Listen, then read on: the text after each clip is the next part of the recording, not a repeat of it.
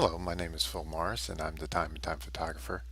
I've been asked about how I retouch photos. This is not associated with any particular tip on my photography tip of the week, so I'm just adding it to the blog at timeandtime.com. This will be a two-part video showing the basic steps I use to retouch a face for any model-like shots. This includes wedding photography. Part 1 is the basic adjustments that I do in Lightroom. The same could be done in Camera Raw. And part 2 is the adjustments I do in Photoshop. Those aren't advanced adjustments, they're just enhancements to the photo. So the first thing I'm going to do is I'm going to create a virtual copy of my image here in Lightroom. So now I have two, and I'll work on the virtual copy. Let's go over to the Develop module, and the first thing I do is I have some settings here that I do under the presence settings that I know work really well for my camera. These you'll have to play with on your camera to see which ones work best for you. So now that I've got those in place, I'm going to scroll down here to the bottom to the camera calibration. The Adobe standard camera calibration is okay, but I have better camera calibration pieces put in by Canon, and generally the best ones I've found are the camera portrait or the camera landscape. Now don't get hung up on the name here. Camera landscape will do a wonderful job on portraits as well, but in this case I think the camera portrait works best. Alright, now let's scroll back up to the top, and I'm going to set the white balance. Since I don't have anything that's really bright white here to work from, and I didn't do a gray card, I'm going to say, well, I used a flash with this, so let's see what flash looks like. And actually that looks pretty decent. I'll often scroll through these and fiddle around, but generally if I took the picture with the flash white balance works best. Alright, now let's go underneath the tone controls. The tone controls, I have exposure, recovery, fill light, blacks, brightness, and contrast. I'll often hit auto, and all of a sudden auto looks really bad. So I'm going to hit Command Z or Control Z to take those adjustments off. And the best way to handle the tone controls is to go from the top down to the bottom. So I'm going to increase my exposure, and yeah, exposure up to 1 looks pretty decent for me.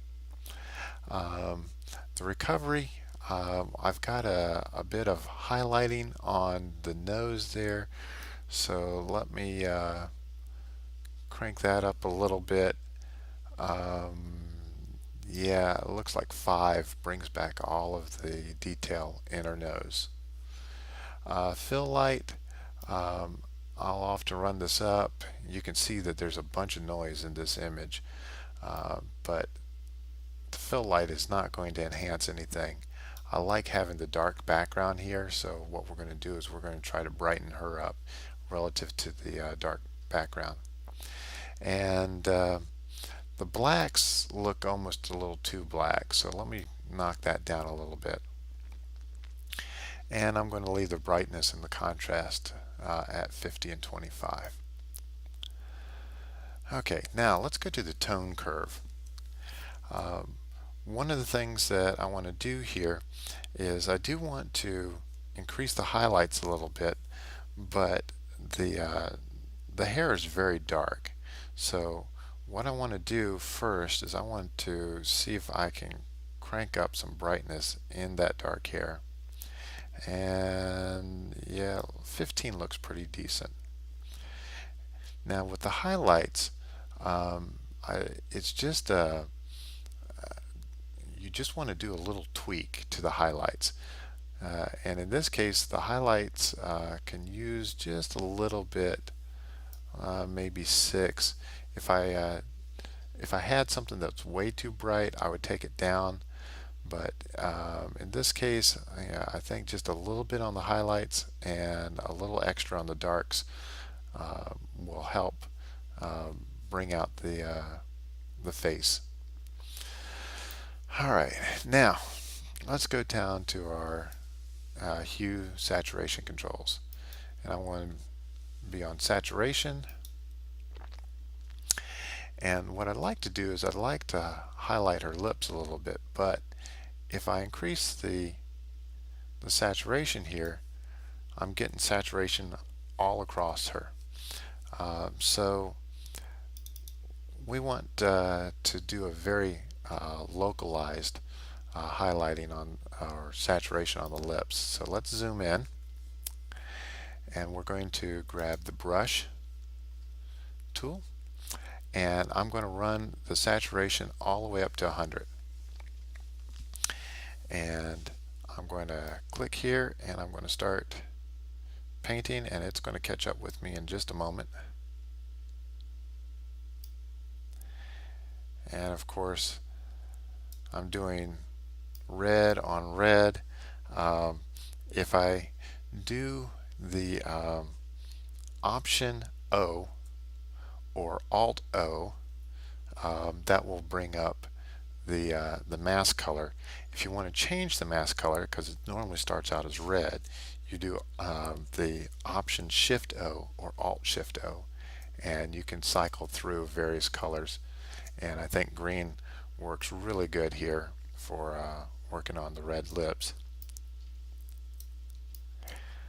And we'll just quickly paint this in.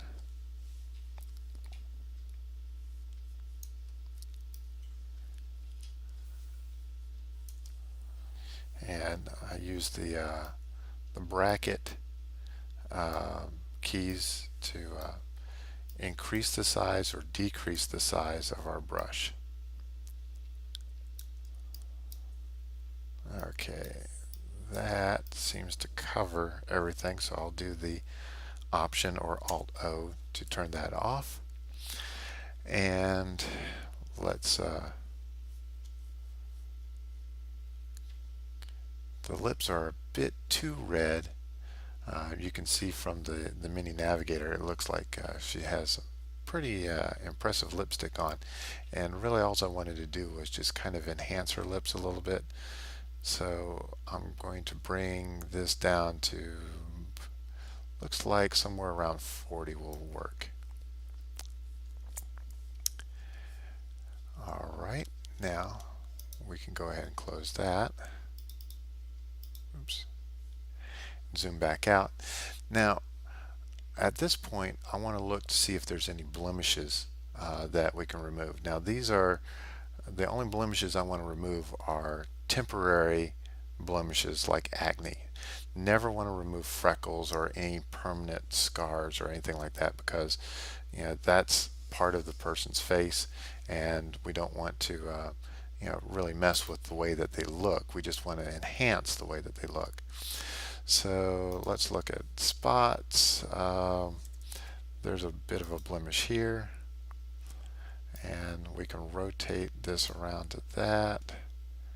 There's a blemish there, and let's rotate this around over to here. And I think those are all that we need.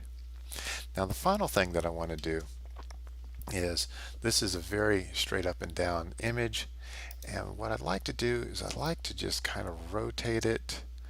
Let's rotate it this way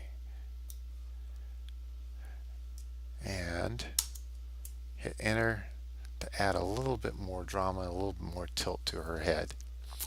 Okay, that's the end of part 1. Part 2 will be what I do when we move this into Photoshop. Once again, my name is Phil Morris, the Time and Time Photographer. Thank you for listening.